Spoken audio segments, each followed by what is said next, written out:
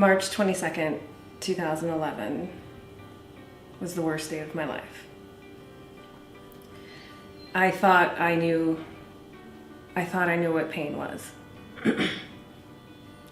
I'd lost my brother and my sister and my father, and that day I lost my son.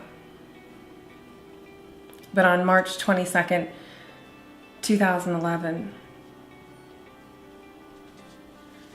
my son died in my arms. And I can't tell you the kind of pain that causes. The best way for me to describe it is feeling like you're on fire. It hurts so bad. So during the next days, weeks, months, eternity, I had to find a way to memorialize my child, because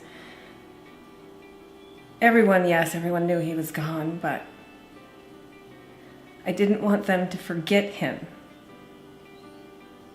I didn't want them to forget my child. Jason was very, very special. At 13 years old, he was 6'1", and he could pitch that ball at 80 miles an hour. He was one of the most popular kids in school, and he stuck up for the underdog.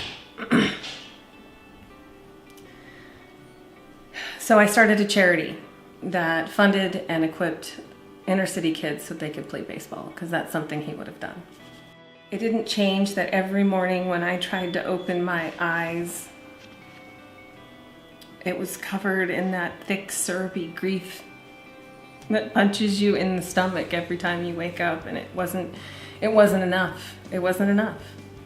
I finally heard this voice in my head that said, "What are you doing? Enough with the pity party. What are you doing?" It's a year later, and I'm looking at my beautiful little twins giggling close next to me, and my older child, Brian, who was just 12 months older than Jason, sad but handling this better than his own mother. And every time I looked at my husband, he was looking at me like I was gonna break. So I had to stop being so selfish, because that's what it is, it's selfish. And the first thing I had to do to change the lives of my family and make them proud was to realize that no one else was going to do it for me. And did I want to be that sad little soft, broken mother seeing her son again someday? Because I will. Am I going to walk into that space as her? Or am I going to walk in that space like the super rock star that I am, and the superstar that Jason was meant to be? You bet your ass I am. So the first thing I had to do was find a way to buy a house for my family again. But we had a short sale. We had financial hardships. It was going to be very difficult for us to even get a loan. I took the little bit of tax return money we had, and I put myself through real estate school and passed the exam the first time, and was licensed within 3 weeks of doing that, the end of March 2013. Within 2 months, June 1st, I closed on our house, and we were homeowners again. That was a pivotal moment for me. I remember looking at my husband, and for the first time since losing my son, I knew I was going to be okay. We now had our feet underneath us once again. And I also knew that I was damn good at it. And there was a missing piece in this market, and it was me. So I built my business on giving back. And I made my own program for firefighters, military, teachers, special needs. They get 25% of my commission back towards closing costs, or rebated, so that they can be a homeowner again. But 5 years later, this month, I will have given back over $200,000 of my own commission towards closing costs and rebates. Last year, I added a pro bono piece.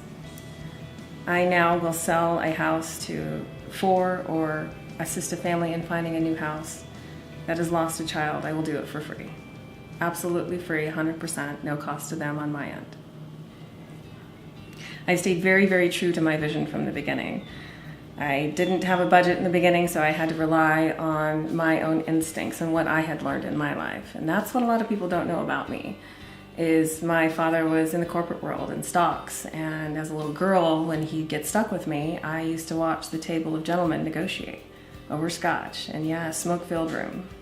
And I learned to watch their faces, and I learned that negotiation isn't necessarily about winning or losing. It's about accepting the solution instead of fighting it.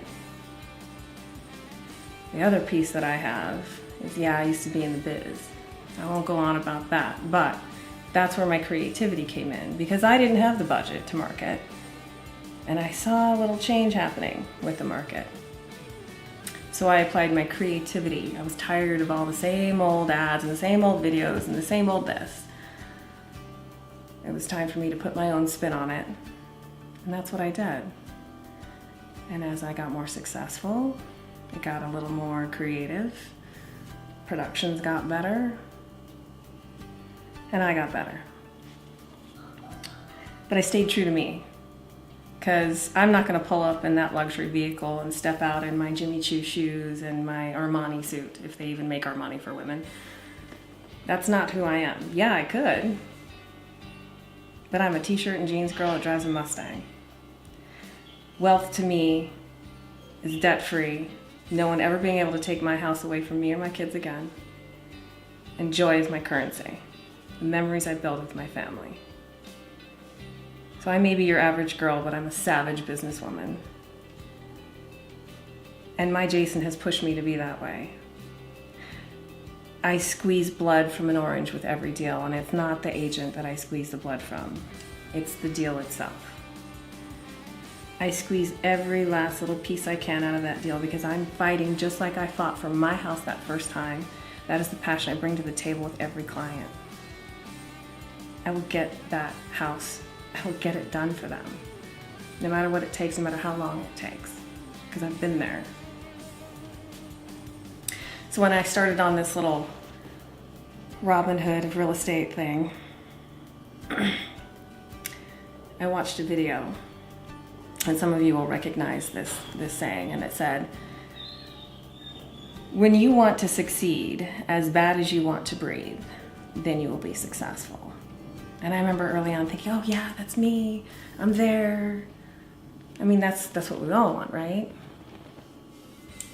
But this week when I was preparing this video, really, I have an inkling now, tiny little inkling of what that really means. Because this month, that contains the worst, most horrible day of my life, 7 years ago.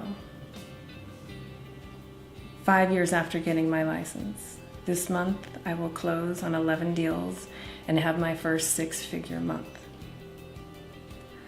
I am so busy, I cannot breathe. But I don't want to breathe. I want to succeed. So as you all know, I can't end a video without a little tagline. And this is actually one I wrote a long time ago. It is not what you go through. We all go through stuff. It is not what you go through. It's how you come through it.